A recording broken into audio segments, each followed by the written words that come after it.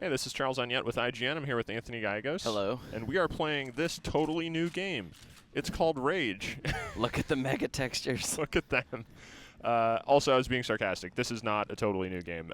Rage originally came out in October of 2011. It was cross-platform, PC, PS3, and 360. And for some reason, just recently received a downloadable content pack. It's called the Scorchers, and it adds actually new gameplay content, which I am about to shoot through here.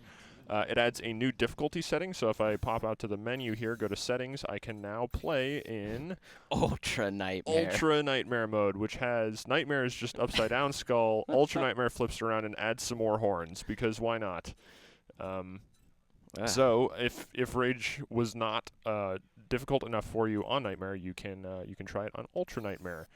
There's also an option for extended play in Rage now. If you get this DLC, which is $5 on all platforms, which lets you play past the end of the game. So you can go back and sort of collect all the upgrades and everything like that that you may have missed on your first time through. They should have called it Never Ending Rage.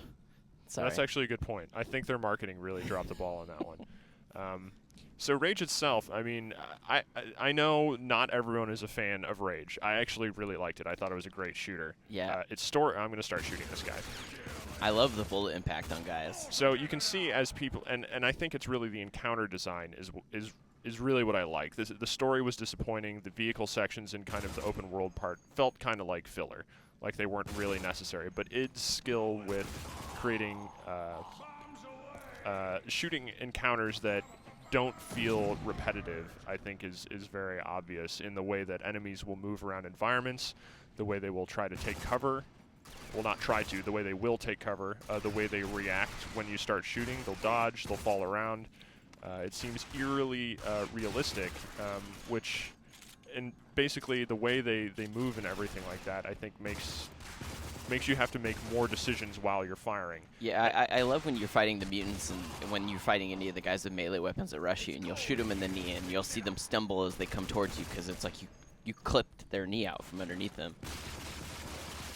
Yeah, I mean, enemies do take a lot of shots, as you saw. That guy took quite a few, but I mean, you are rewarded for scoring things like headshots and things like that. So there is skill to it, reward for skill.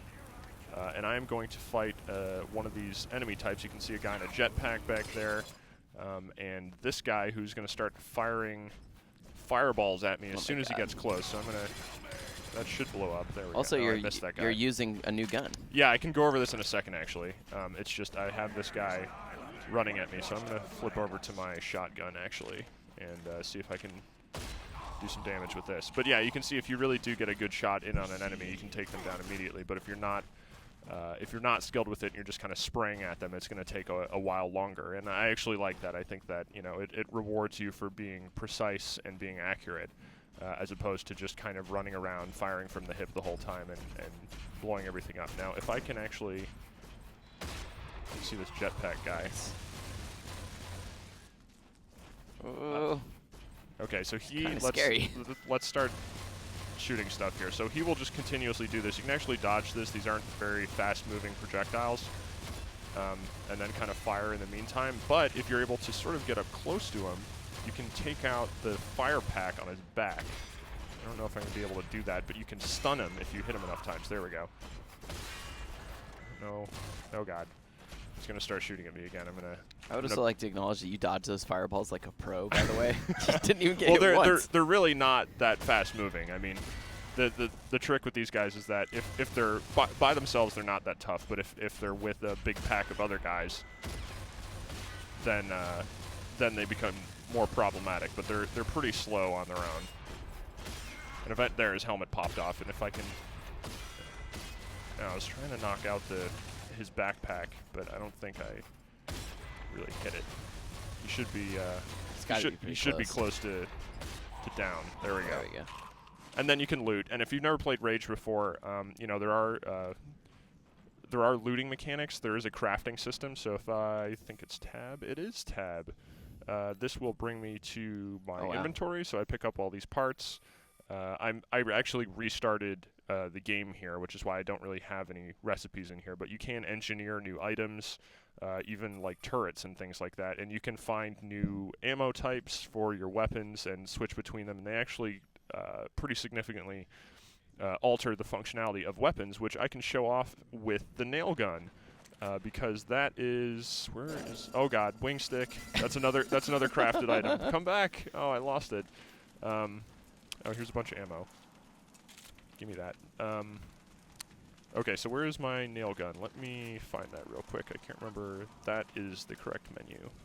There we go. So here's the nail gun. I mean, classic id weapon, although obviously it looks different here, but it fires nails normally. There's a lot of them. There's a lot in a magazine. So when I swap that out, yeah, I can fire this a lot before it gets rid of them. It doesn't seem to be that powerful, though. Sure. However, for the alternate functions, I have rebar and I have railgun slugs. And if I go rebar, and actually I think this is really cool, the animation on the gun. So it'll knock out that component and drop in another one. And now you can see I just have this giant piece of rebar sitting in the middle of this gun. And the reload animation is pretty cool. Does it stick people to walls? Well, it definitely knocks them over in a hurry if you manage to hit someone with it. And also there is a railgun, which again swaps out that component and brings in another one, and now it's so cool. A totally different looking gun. And this one actually zooms in like this and fires energy shots, as you would expect. So let me go over to, actually I'll just use the nail gun first. Now, I mean, there is you know, swapping weapon types like that obviously takes some time, so maybe in the middle of a fight it's not really the best idea to go ahead and try to swap that around. So there does appear to be quite a bit of versatility with this new weapon type. And where am I supposed to go here? I mentioned that I did restart the game, so it doesn't take very long to get to the Scorchers content in case you have no idea where your raid saves are, or, you know, switch hard drives or something like that. Obviously, I'm playing on PC here. Man, you weren't kidding. The clip on this thing is huge. Yeah, you can shoot a lot. I think that guy is basically jetpacking away from me. There we go, took him down. But yeah, I mean, it's just, Rage is always, I mean, it's still, it's presented with many more upgrade options and things like that, but it's still kind of older style, goofy, corridor shooting sections. As much as it's dressed up in many areas, it's very classic id gameplay. I'm going to switch over to this because I'm going to hit that guy. It also still looks really good. And this game looks amazing. And I mean, Rage got a lot of crap when it came out because the drivers weren't updated properly for release. But that has been addressed, and this game looks amazing. I mean, it's really just so impressive. And the fact that it performs so well, you know, considering what you're actually seeing on screen here.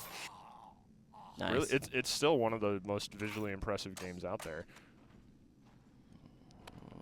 Did I get everyone? I think you did. Okay, yeah, actually, I probably could have used the rebar functionality on the nail gun there, but I will switch to that in a second, and I will go back to nail gun to show off kind of how it works here.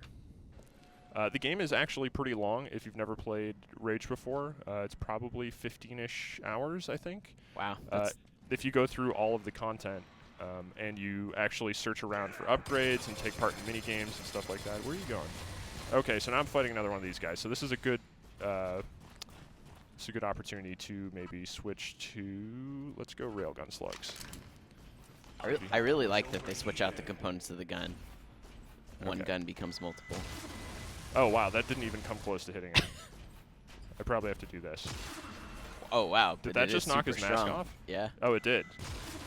So you can see how much more effective it is to use a weapon like this in this scenario.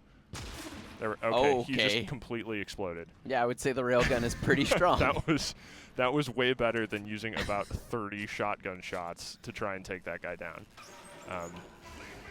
See, I also have a couple other weapon types here, but I will go back to the railgun and try to use the rebar ammo and see what kind of effect that has. There, he's loading in the rebar.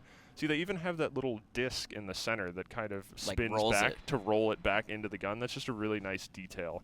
Yeah, I like it when fictional weapons are designed in a way where they're supposed to be theoretically actually functional.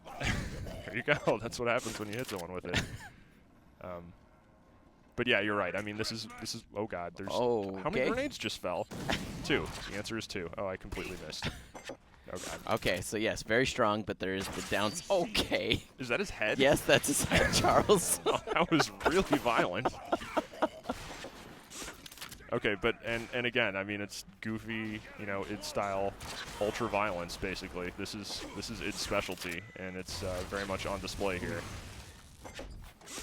You know, I think maybe part of the negative reaction for this game was just that they kind of build it as something a little more serious. Sure. Something that tried to.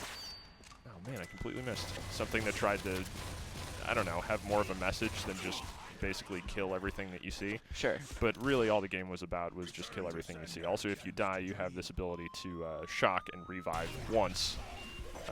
That will recharge gradually. I don't know. Oh, I'm totally dead here.